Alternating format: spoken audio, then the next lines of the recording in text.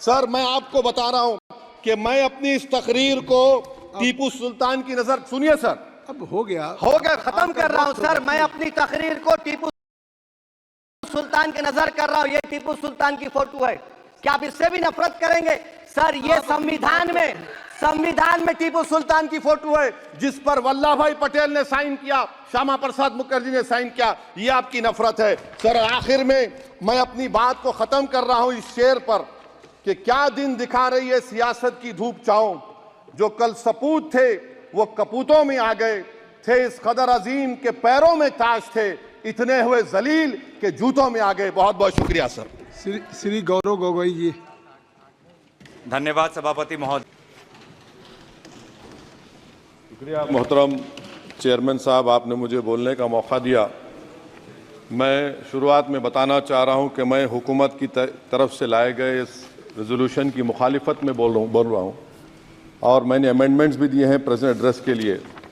और चेयरमैन साहब, आप उर्दू को जानते हैं, किसी एक शायर ने शायद बरसर इख्तिदार जमात के लिए ये शेर कहा होगा कि उसूल बेचकर मसनद ख़रीदने वालों, निगाह अहले वफ़ा में बहुत हक़ीर हो तुम, वतन का पास तुम्हें था न होगा कभी, कि अपने हिर्स के बंदे हो बेज़मीर हो तुम, इज़्ज़त नफ्स किसी शख्स की महफूज नहीं, अब तो अपने ही निगहबानों से डर लगता है, डंके की चोट पे जालिम को बुरा कहता हूँ, मुझे सूली से न जिंदानों से डर लगता है।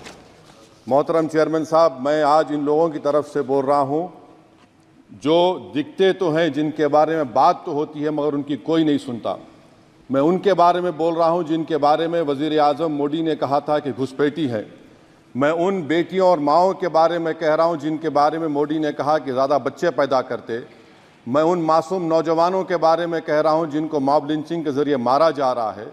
मैं उन बेज़ुबान माँ और बाप के बारे में बोल रहा हूँ जिनकी औलाद आज इस हुकूमत के गलत कानून के चक्कर में जेलों में सड़ रहे हैं।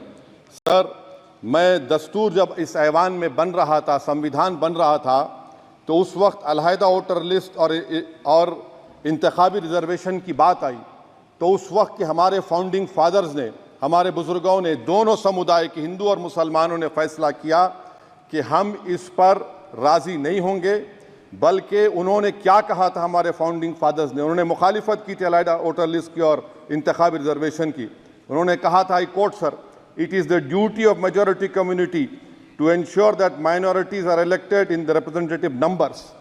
बीजेपी मुसलमानों की नफरत पर जीतती है और मुसलमानों के नाम निहाद मसीहा मुसलमानों के 90% ज़्यादा वोट हासिल करते हैं, मगर फिर भी इस ऐवान के दरवाजे नहीं खुलते मुसलमानों के लिए और सिर्फ 4% मुसलमान जीत कर आते हैं। सर, संविधान सिर्फ एक किताब नहीं है जिसे चूमा जाए, संविधान एक किताब नहीं है जिसे दिखाया जाए, संविधान एक सिंबल भी है, मगर संविधान एक हमारे बुजुर्गों के ख्वाबों की किताब है।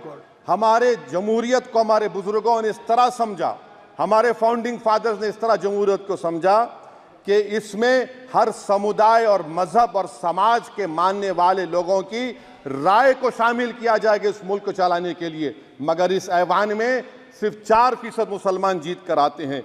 मैं संविधान से जो मोहब्बत के दावे करते हैं उनसे कहूँगा कि कभी उठाकर पढ़ो कॉन्स्टिट्यूएंट असेंबली डिबेट्स में कि नेहरू ने, HC मुखर्जी ने, सरदार हुकुम सिंह ने माइनॉरिटीज़ के बारे में क्या कहा था। सर, वतन अजीज़ का मुस्तकबिल कैसा होगा जब बीजेपी मुझे गायब करना चाहती है और दीगर हिज़्ब इख्तिलाफ की पार्टियां के लिए मेरा वजूद सिर्फ वोट डालना और अपनी खबर में जाकर सो जाना है। इसीलिए आप देखते हैं कि ये समाजी इंसाफ है सर कि 4% मुसलमान जीत कर आते हैं। सर, इस ऐवान में OBC समाज के MP अब अपर कास्ट के MP के बराबर हो चुके हैं। OBC समाज के MP अब अपर कास्ट MP के बराबर हो चुके हैं और 14% मुसलमान सिर्फ 4% जीत कर आते हैं। CSDS का डेटा ये बताता है कि इस मुल्क में जो वोट बैंक है, जो एक मुश्त वोट डालता है, वो अपर कास्ट का है। मुसलमान का कभी ना वोट बैंक था ना कभी रहेगा।